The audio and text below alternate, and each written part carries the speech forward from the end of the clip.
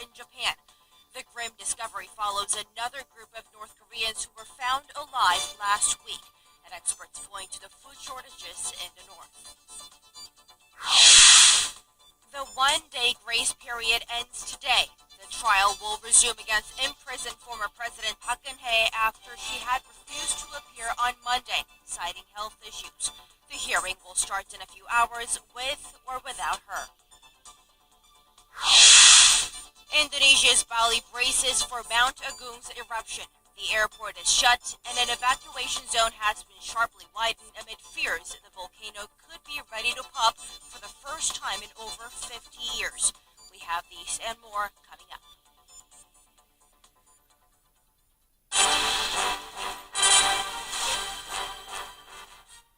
Good morning. It is 7 a.m. Tuesday, November 28th. Coming to you live from Seoul, I'm Shin Se-min.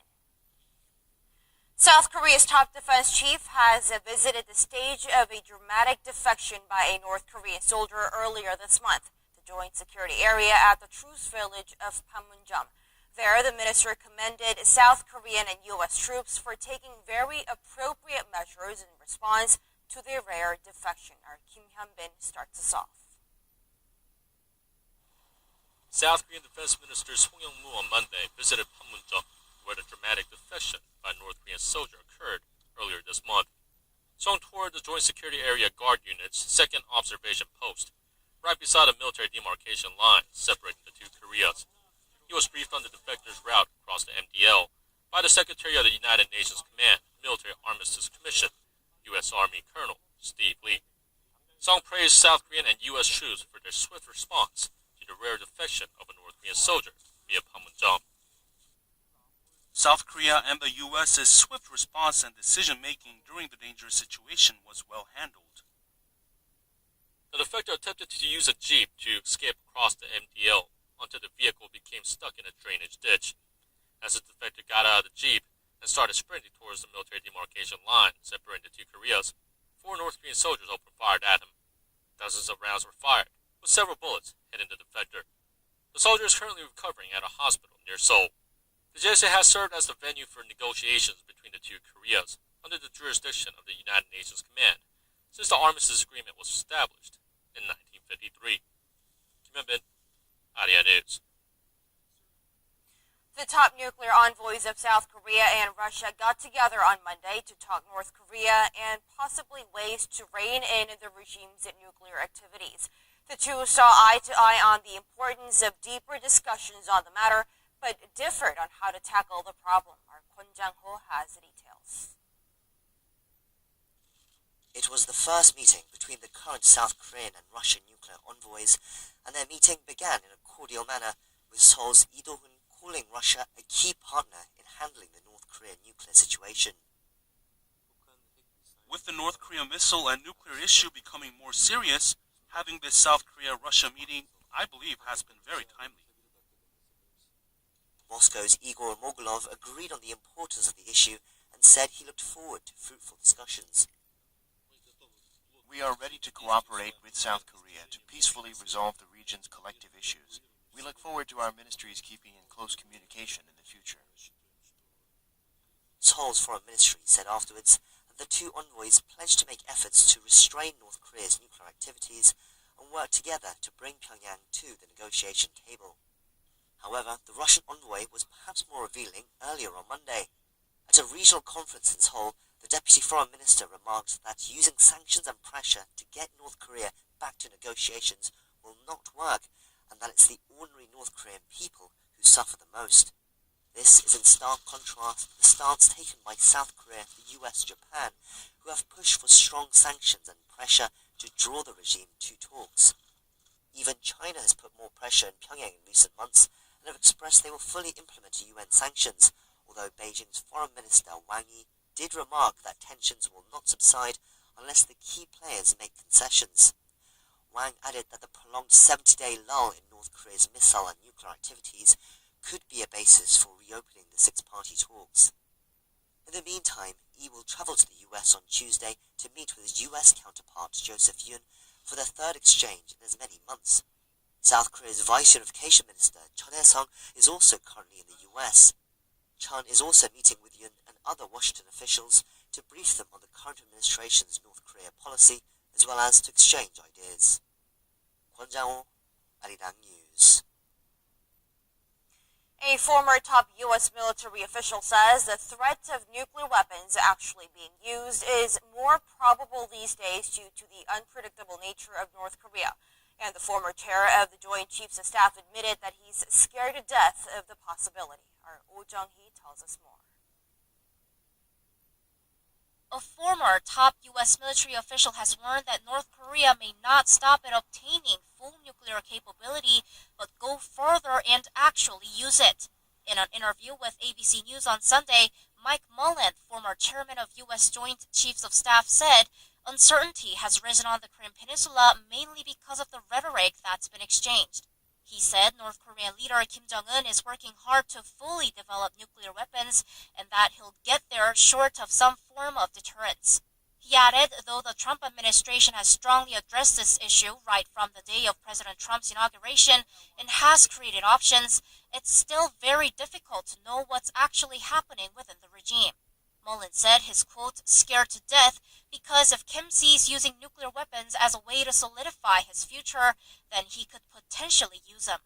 But North Korea watchers in South Korea believe it is highly unlikely that Kim will actually use nuclear weapons. It's realistically not simple for North Korea to use its nuclear weapons for real, but I think it will be possible for the North to use its nuclear capability as a bargaining chip when discussing dialogue or sanctions with the international community. North Korea has recently claimed that its nuclear development is aimed at achieving a balance of power with the U.S. The regime's official newspaper, Rodong-Sinmun, reported on Sunday that Pyongyang's nuclear weapons target no other country but the U.S. and that other countries do not need to fear them. Pyongyang stressed that its nuclear capability is what protects the Asia-Pacific region from U.S. ambitions to rule the region and that it brings peace and security. 오정희, Arirang News.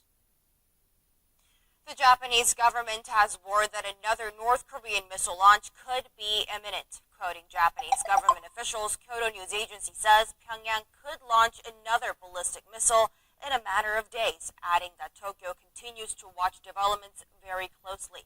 But it also added that military movements in the north could be part of the armed forces' winter training. Pundits have raised the possibility of a provocation following Washington's relisting of North Korea as a state sponsor of terrorism last week. 8 bodies have been discovered in a small wooden boat that washed ashore in northern Japan, suspected to be that of North Korean fishermen. The grisly discovery was made on Monday by the Japanese Coast Guard on the shores of Akita Prefecture facing the East Sea. The bodies had been partially reduced to skeletons, and although they have yet to be identified, Hangul characters found on the cigarette packs and life jackets strongly suggest they came from North Korea. The discovery comes just 4 days after another group of 8 men were found drifting in a boat near the same area and subsequently taken into Japanese custody. The rescued survivors claim they are North Korean fishermen, although it remains unclear if they are in any way related to the latest discovery. And now to the bilateral relationship between South Korea and China that seems to have warmed up in recent weeks. With a summit slated to take place next month in Beijing, it looks as though the two leaders will also discuss the matter of free trade deal, a natural progression following the thaw in ties that had turned frosty over Seoul's defense upgrade. Our Park Ki-jun tells us more. South Korea and China are expected to start a new round of negotiations on their bilateral trade deal during President Moon Jae-in's state visit to China next month, according to a South Korean high-level diplomatic source on Monday. Seoul and Beijing signed a free trade agreement on December 20th, 2015, mainly focused on tariff barrier elimination for commodities. The two sides had agreed to negotiate terms for the service and investment sectors within 2 years since the implementation of the deal, but talks have been stalled due to China's unofficial economic retaliation against South Korea over the deployment of THAAD on the Korean peninsula. The upcoming round of negotiations is mainly expected to concern restrictions on South Korean companies operating in China and vice versa, which would prove beneficial for South Korea's entertainment, tourism, IT, communications, and finance sectors. With the recent extension of the two countries' currency swap agreements and steady resumption of diplomatic exchanges, the planned FTA talks could signify a stepping stone towards improved and strengthened economic ties between Seoul and Beijing. Park Hee-jun, Arirang News.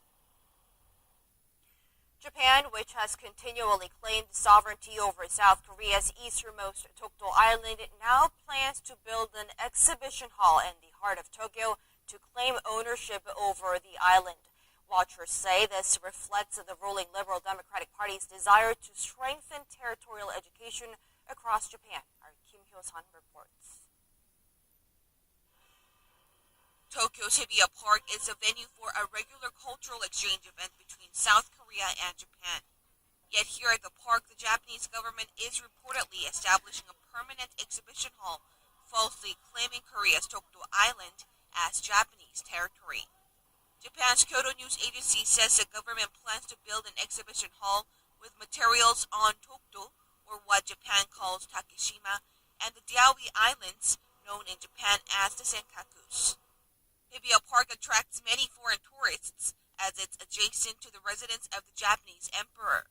And there are also a number of government offices nearby, including the Diet building.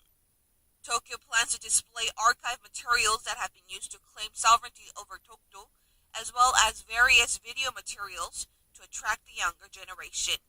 Pointing to the Japanese government's first official exhibition hall to back its provocative actions over Dokdo, pundits say the decision reflects the voices of the ruling Liberal Democratic Party to intensify territorial education in Japan.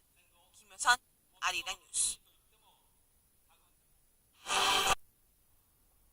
Efforts to revise an anti-graft law have come to a halt as Korea's Anti-Corruption and Civil Rights Commission has voted down a revision bill of the so-called Kim Yong-lam law.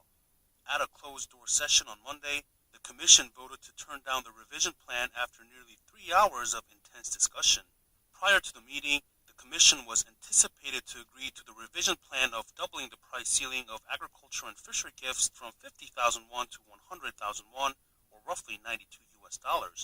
They also were to decide whether to include processed foods containing agricultural and marine products as gifts and lay out the final revisions on the proposed amendments to the public on November 29th. The currently imposed regulation bans educators, journalists, and civil servants from receiving gifts over specified value limits according to the 30, 50, 100 rule.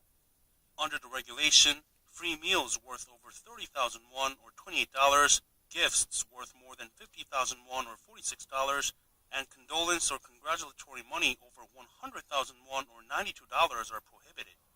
Offenders can face up to 3 years in prison and a fine of up to 30 million won or more than $27,000. 조성민, Arirang News. The Korean government says it will provide customized policies to support people in dire need of housing. During a meeting between the government and the ruling Democratic Party of Korea on Monday, the two sides discussed a roadmap for housing welfare for young people, newlyweds, and the elderly. We seek a paradigm shift in housing welfare from a provider-oriented program to one that focuses on the needs of home buyers. The package will consist of different support for people in different stages of life. For starters, the government plans to expand the number of rental homes. Some 300,000 rental homes will be set aside for those under the age of 39 who are not homeowners, as well as increased loan programs for them. For newlyweds, the government decided to expand the definition to increase the number of people eligible for housing support. Currently, they need to be married for less than 5 years, but after the change, it will include those married for up to 7 years without children and also soon-to-be-married couples.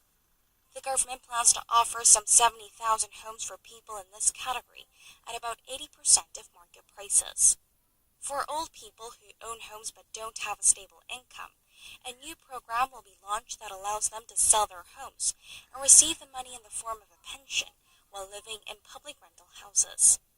The government will also provide 1 million rental properties for ordinary citizens that do not own homes. The The government and the ruling party hope that the new roadmap will reduce the burden on people that have put off marriage or having children, as well as act as a bridge for those in the low-income bracket to break into the middle class. The ruling bloc said housing support is the basis of achieving the government's people-centric policy goals. Solving the housing problem is the best measure for people's livelihoods, and this will determine the success of the Moon Jae-in administration as well as the fate of the ruling party. We will continue to manage the housing market and persuade the